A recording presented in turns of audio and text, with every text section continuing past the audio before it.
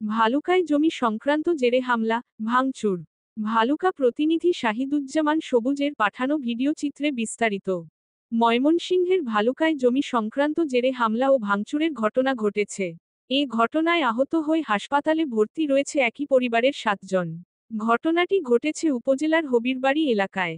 এ ঘটনায় ভালুকা মডেল থানায় অভিযোগ করেছে ভুক্তভোগী পরিবার। অভিযোগ সূত্রে জানা যায়, দক্ষিণ হবিরবাড়ি এলাকার নূর মোহাম্মদের কাছ থেকে 8% জমি ক্রয় করেন হলিমা ও পারুল নামে 2 সহোদর।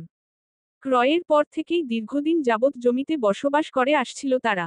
ঘটনার রাতে নুরুল ইসলাম ও তার ছেলে রাসেল, মেয়ে স্মৃতি আক্তার ও মনোহরপুর এলাকার কাইচা মিয়ার ছেলে রুবেল সহ 15-20 জন লোক মিলে জমি দখলের উদ্দেশ্যে বাড়ি ঘরে হামলা ও ভাঙচুর করে নগদ টাকা, স্বর্ণালংকার সহ প্রয়োজনীয় কাগজপত্র জোরপূর্বক ছিনিয়ে নেয়।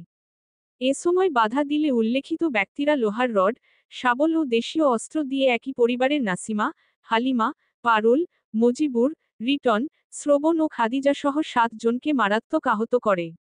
তারা সবাই ভালুকা উপজেলা স্বাস্থ্য কমপ্লেক্স হাসপাতালে ভর্তি রয়েছে। অভিযুক্ত নূর মোহাম্মদকে জিজ্ঞাসাবাদের জন্য থানা হেফাজতে রাখা হয়েছে। ঘটনার সুষ্ঠু তদন্ত করে আইনানুগ ব্যবস্থা নেওয়ার কথা জানিয়েছে পুলিশ। 1.5 লক্ষ টাকা আর 50,000 টাকা হলো কিস্তির টাকা। এগুলো সবগুলো নিছে।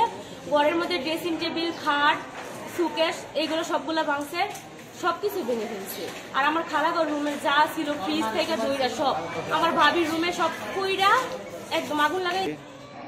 আমি আমার আম্মুরে ডাক দিতেছি, এই সময় রাস্তায় আমার পাও বাড়ি, আমি আম্মুরে নিয়ে যেতে এই সময় আমার বাড়ি মারতে ওনার মতো পাও নাই। 3 গাড়ি বই যাইছে, 3 টাক মাটি কাটার টাক দেয়া 3 টাক বই যাইছে। ওরা আমি দোয়ানতে যাইতে আমার আক্রমণ করতে রাস্তার মধ্যে।